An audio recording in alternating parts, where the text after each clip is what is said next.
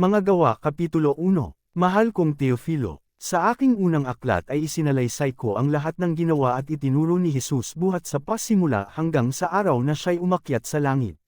Bago siya umakyat, ang mga apostol na kanyang hinirang ay pinagbilinan niya sa pamamagitan ng kapangyarihan ng Espiritu Santo. Sa loob ng 40 araw pagkatapos ng kanyang pagkamatay, maraming ulit siyang nagpakita sa kanila at pinatunayan niyang siya'y talagang buhay. Siya'y nagpakita sa kanila at tinuruan niya tungkol sa paghahari ng Diyos.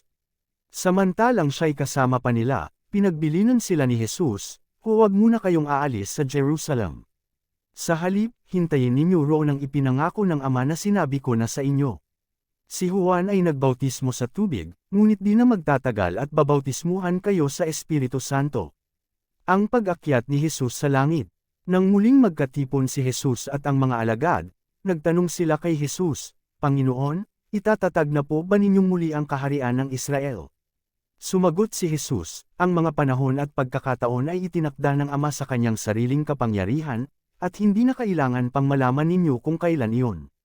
Subalit tatanggap kayo ng kapangyarihan pagbaba sa inyo ng Espiritu Santo, at kayo'y magiging mga saksi ko sa Jerusalem, sa buong Judea at sa Samaria, at hanggang sa dulo ng daigdig." Pagkasabi nito, si Jesus ay iniakyat sa langit habang ang mga alagad ay nakatingin sa kanya, at natakpan siya ng ulap. Sila'y nakatitig sa langit habang siya'y iniakyat sa langit. Walang ano-ano'y dalawang lalaking nakaputi ang lumitaw sa tabi nila.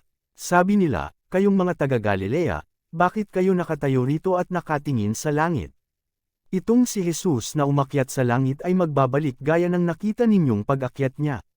Ang kapalit ni Judas. Nagbalik sa Jerusalem ang mga apostol buhat sa bundok ng mga Olibo, na halos 1 kilometro ang layo sa lungsod.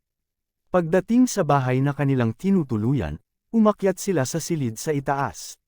Sila ay sina Pedro, Juan, Santiago, Andres, Felipe, Tomas, Bartolome, Mateo, si Santiago na anak ni Alfeo, si Simon na Makabayan, at si Judas na anak ni Santiago.